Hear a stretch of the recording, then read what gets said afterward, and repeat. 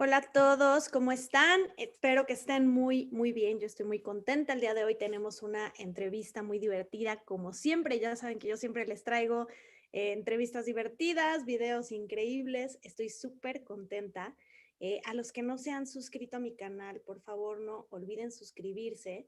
Y también, si quieren que al final de la entrevista les lea a nuestra invitada del día de hoy alguna pregunta o algún comentario, por favor, utilicen el super chat. Recuerden que todos esos donativos que ustedes amablemente hacen a través del super chat a mi canal es lo que ayuda a que tengamos estas increíbles entrevistas. Y quédense hasta el final de la entrevista para que les platique a quién voy a tener la próxima semana. Hi everyone, thanks for tuning in today. I'm very happy because today we have an amazing interview. For those who haven't subscribed yet, please subscribe to my channel and wait until the end of the interview because I'm going to announce who we are having next week for an interview.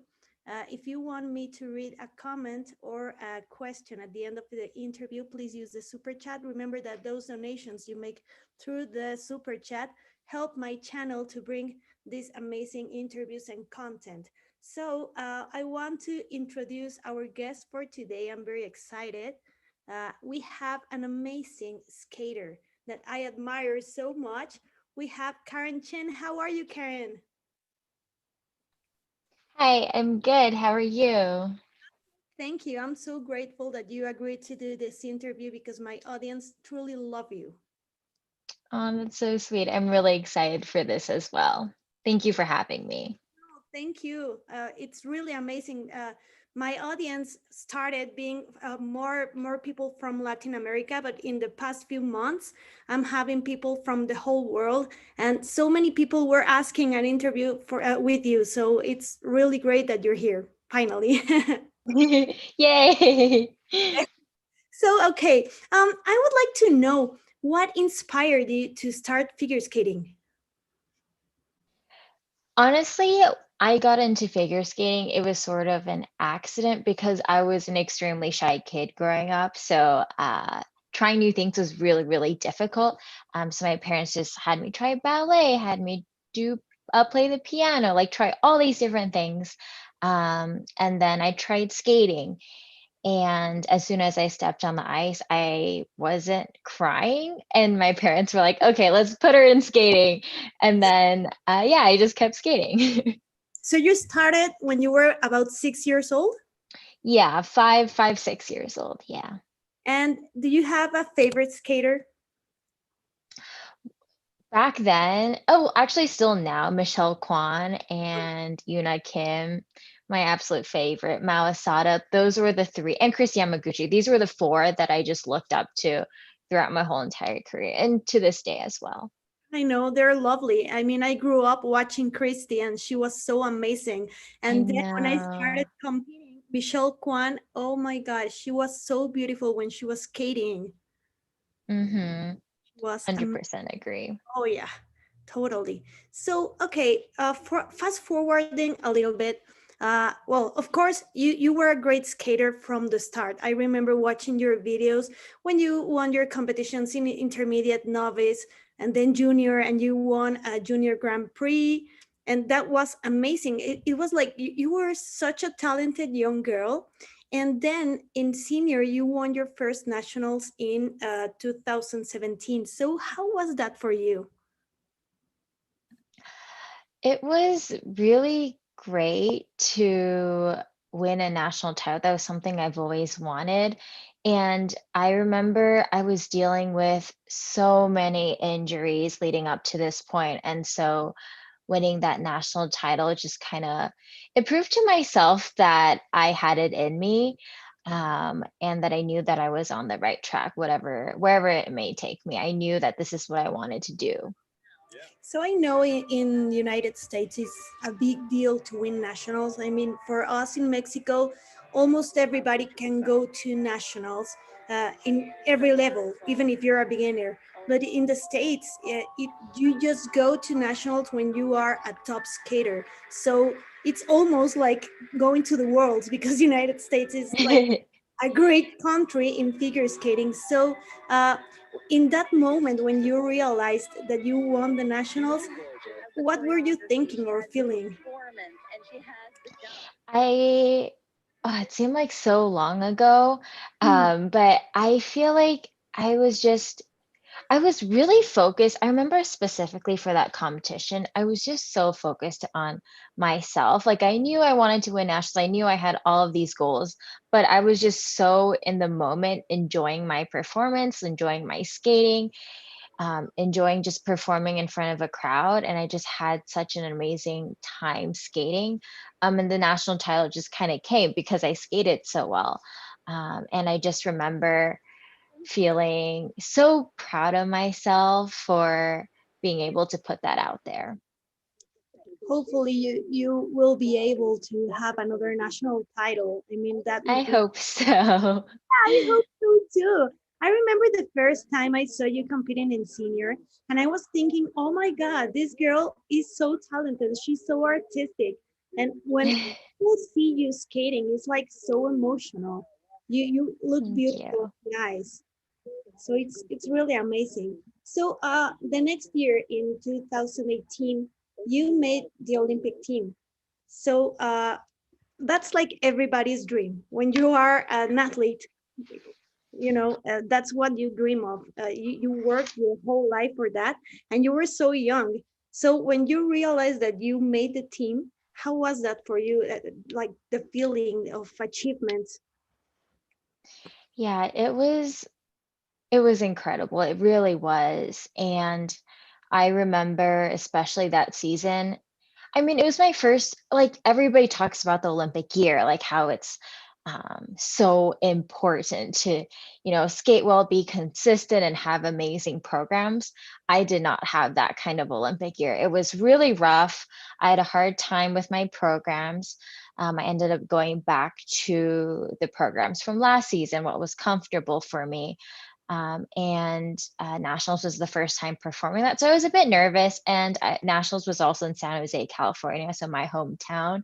And I was just so nervous. It was my first time going back to my old programs and performing in front of the home crowd, a lot of nerves going on. But overall, I was really proud of myself for skating through those nerves and accomplishing what I wanted to accomplish. And that was something. And obviously, making the Olympic team was the cherry on top. Oh, yeah. But what really makes it special for me was knowing what I went through that year and to achieve my goals at the very end. Yeah, of course.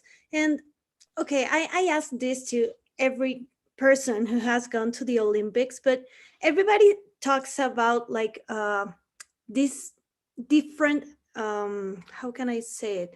This different like atmosphere when you go to the Olympics. Like it's a big stage with so many people. And so how was your whole Olympic experience from the beginning, from the trainings, the opening ceremony? How was like the whole experience for you?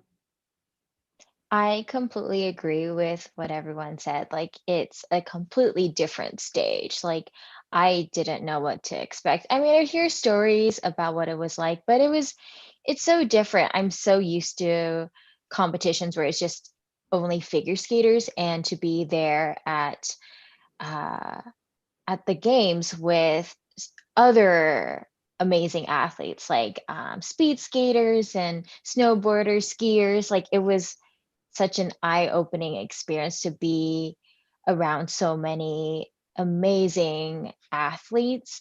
And it was a bit overwhelming, I will say, especially since I didn't get to finish competing until the very end. My event was until pretty much the very end. So I had to sort of stay in my zone from opening ceremonies all the way to my event. And as soon as my event was over, it was basically closing ceremonies, which was a bit sad because, oh, I'm the type that when I compete, I have to just focus on competing. I can't do anything else but to just focus. I know some other skaters that are able to, like travel, well, not travel, like walk around and socialize. Like, I know I'm not that kind of person.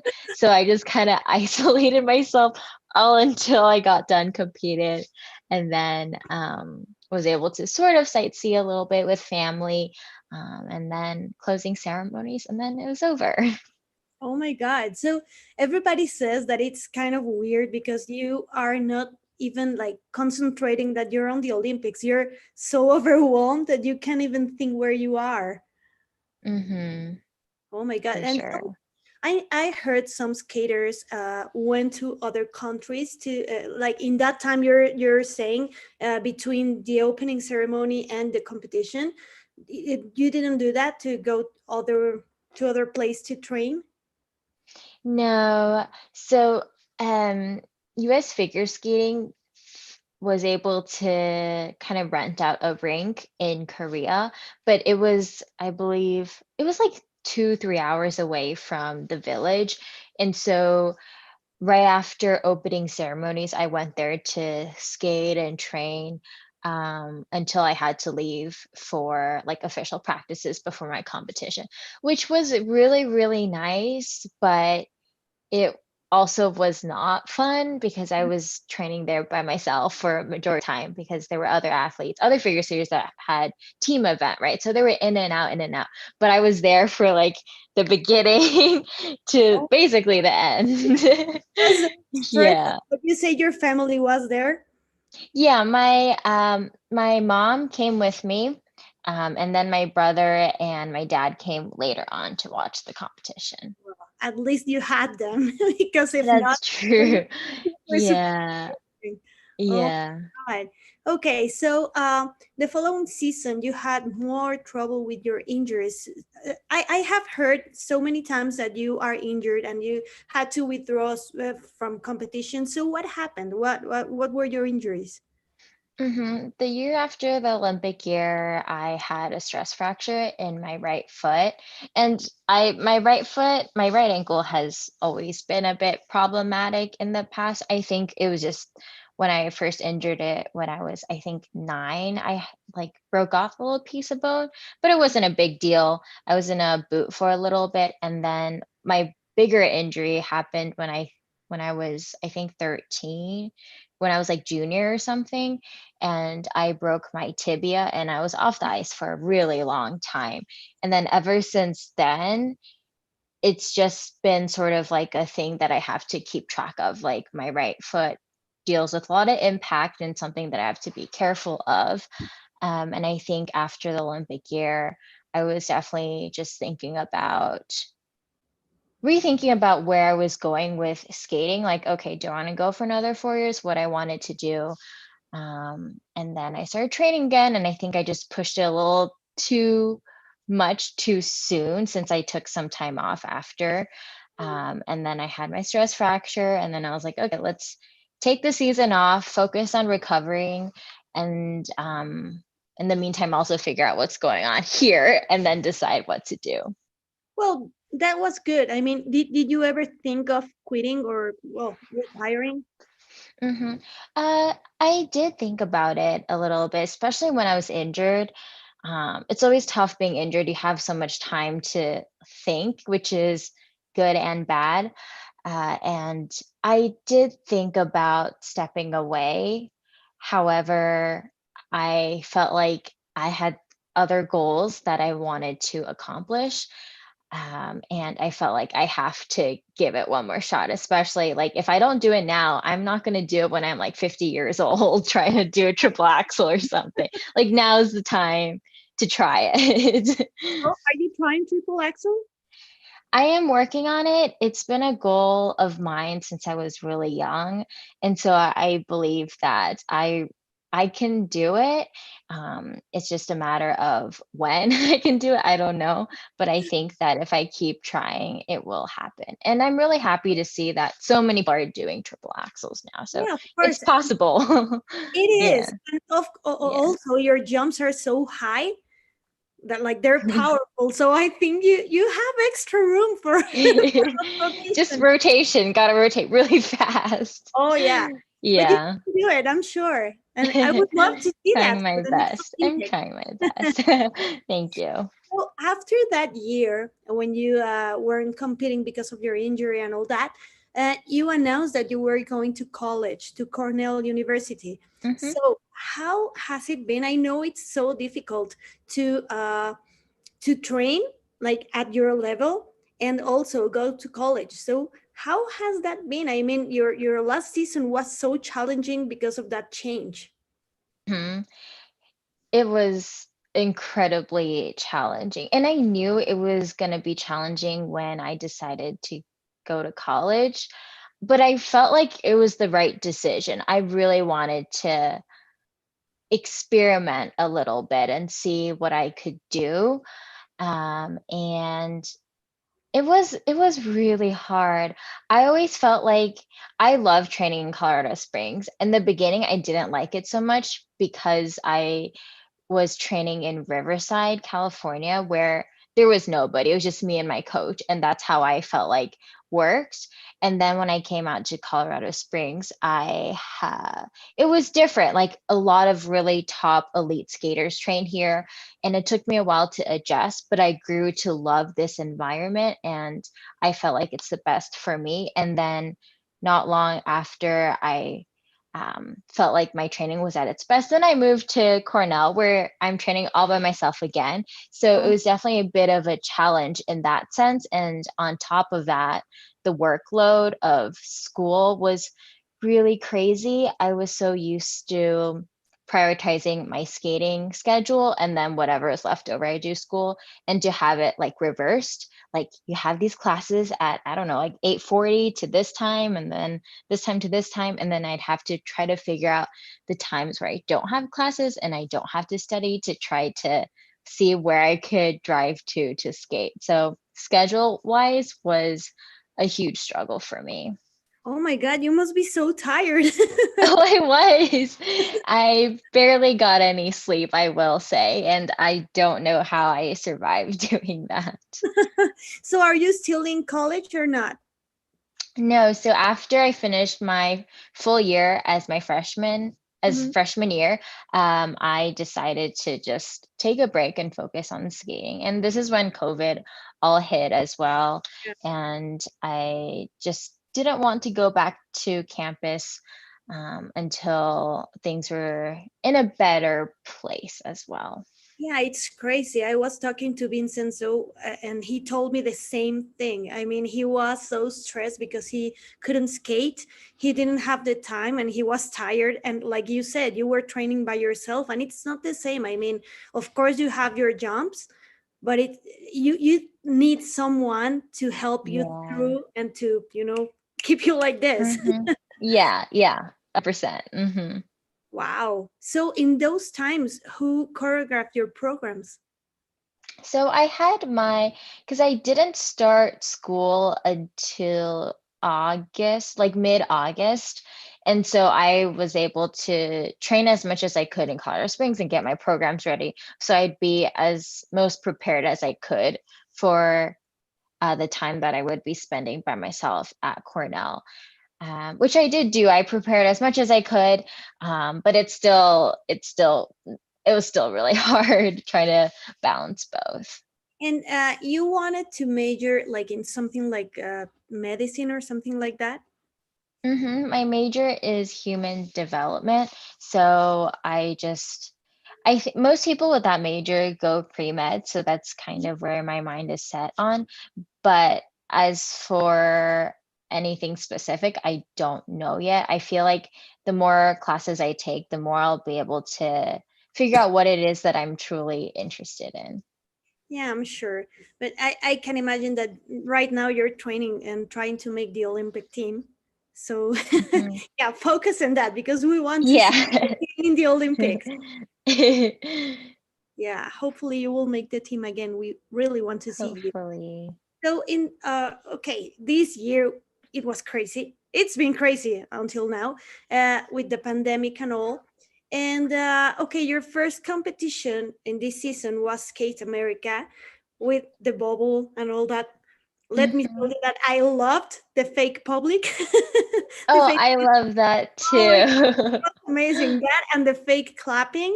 I mean, that's Yeah. for your support. That was amazing. So how was Mhm. the whole experience to compete without audience and without anything, and in the bubble and all that, and I mean being your first competition for the season? Hmm.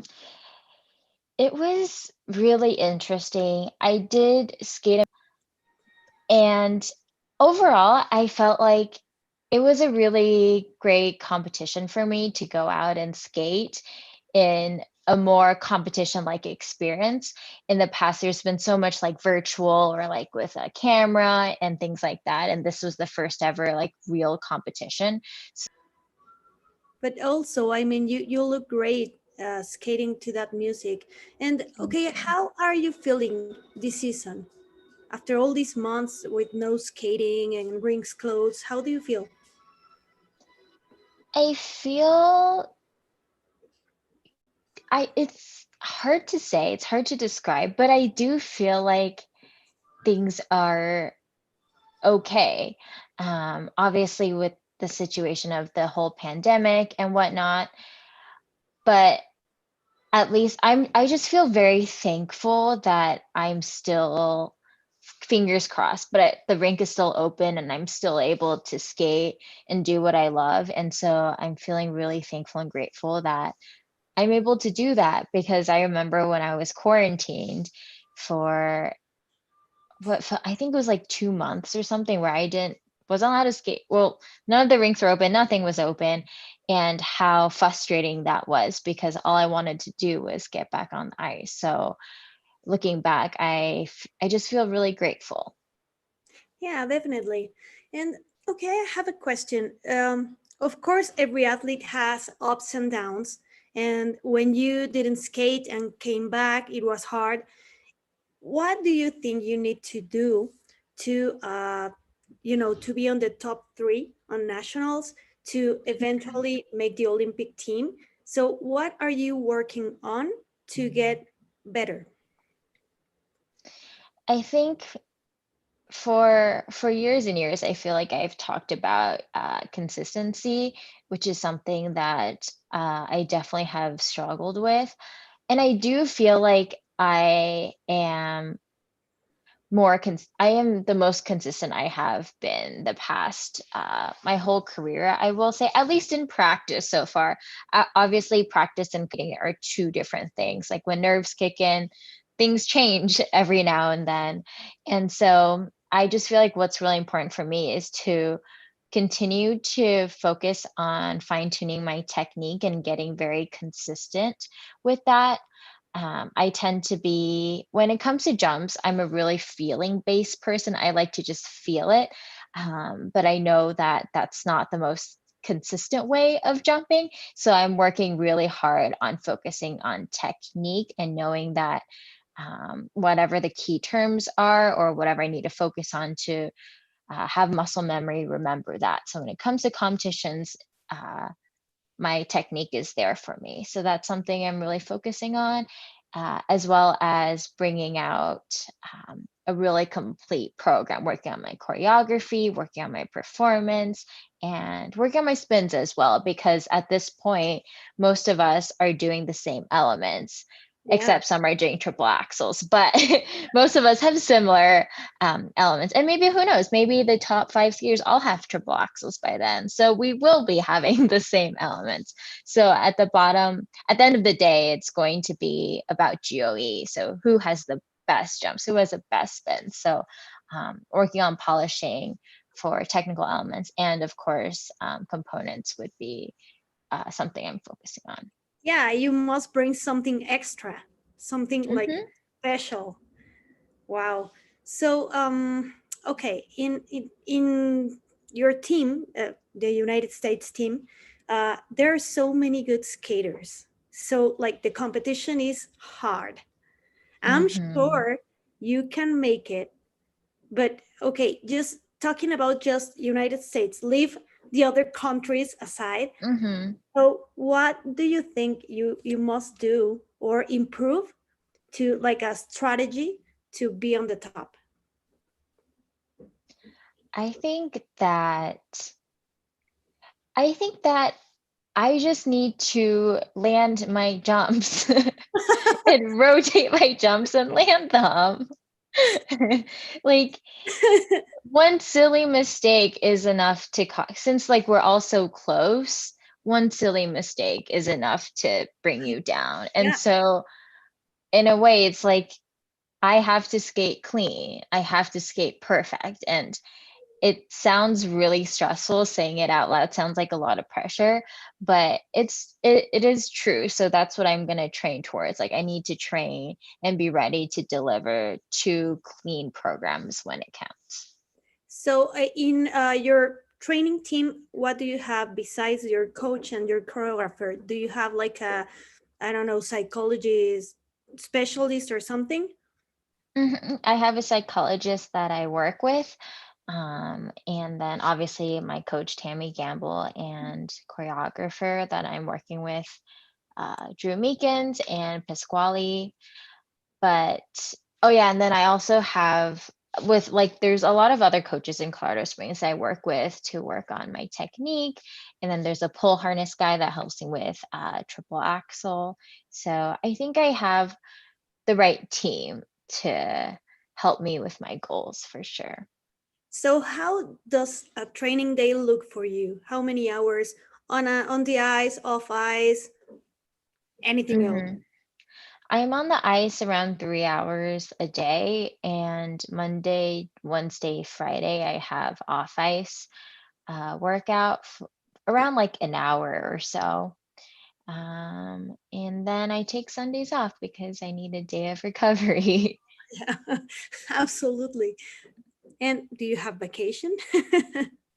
Not obviously not now, but No. I wish in the past I actually never had the time to really have a family vacation or anything. Uh, but hopefully at some point in the future, like go to Hawaii or something. I've never been, and I Yeah, would that would love be, to. you deserve it. After, okay, and okay, you had the opportunity to compete in the Las Vegas International. We loved it. I mean, it was so amazing. So please tell me your experience because I had so much fun watching. hmm It was a really fun event. Um, I will say I did not skate the best, but the whole event was really, really fun. Um, and I was really happy that US Figure Skating was able to organize this. And I think we were all, it happened literally the day after Skate America was over. So we were all pretty tired. Uh, and so we just really like motivated one another and just had a lot of great team spirit. And I think it was just a lot of fun. It was really great. I think that it was more like a relaxing competition, right? Yeah, for sure. Yeah, at least you had the opportunity to have a competition with a prize that is, amazing, and Yeah. relax a little bit after all these stressful months. hmm So what's next for you?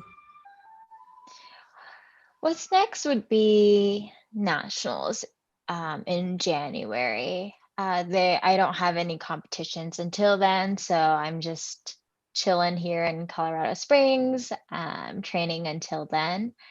And yeah, that's about it. So nobody knows about worlds yet. Yeah, I don't think any of us really know what's going on. So hopefully nationals will still happen. I think it's all up in the air, but I think it will happen. If Skate America was able to happen, I think there will be a way to have nationals happen. So what have you talked to your coach? I mean, right now you can't just have like this goals plan, usually you do nationals and you plan for continents or whatever competition they give you, but now you can't plan so ahead. So how are you planning your training now? hmm I actually think that, I mean, I'm the type of person I'm very short-term goal oriented. I don't tend to think that far ahead in the future. So I think right now I'm just focused on nationals because it's sort of like in the near future. What's beyond that is out of my control. So I don't really know. So at this point, it's just focusing on training, getting the choreography, whatever the feedback I got from my competitions, from the judges, work on that, incorporate the feedback, work on the choreography, and then continue working on my jumps and obviously the triple axel. And just as long as I have an upward trajectory, I am happy with that. Are you trying any quads? No, I think my goal is just to work on axel. I feel like I know some people that, well, thinking about doubles and triples, that like they don't get their double axel, they might get their triple loop first or something. But I followed the order, I followed the rules. I got double axel first, triple down, triple down. So I just yeah. So because of that, I'm like, that kind of worked for me. So I'm just gonna stay with one at a time, nice and slow. Not gonna like jump around. I don't think that works for me. You should give us some update of your triple axel soon. Mm-hmm. Mm-hmm. Upload some videos or something. We want to see. It must Okay. be. Yeah, everybody's asking themselves what's going on with that. Yeah. That's nice. Well, these were all the questions for today. Thank you so much. And hopefully we can do another interview after nationals if they happen. Yeah, of course. I would love to. That would be so much fun. I mean, to see what happens in these months and what the result was. And hopefully you will have your triple axel by then. Hopefully. I hope so too. Oh yeah, keep training because we really want to see that. Thank So you. much for this interview, Karen. And Thank people, please you. subscribe to my channel. And I want to let you know that next week we will have Aliona Savchenko for a live interview. So thank you guys. Gracias a todos por conectarse. La próxima semana tendremos entrevista en vivo con Aliona Savchenko para que estén al pendiente de todas las noticias. Thank you so much, Karen, and I will be seeing you soon. Yeah, see you soon. Stay safe. You too. Have a great Thank night. you. Thank you. You.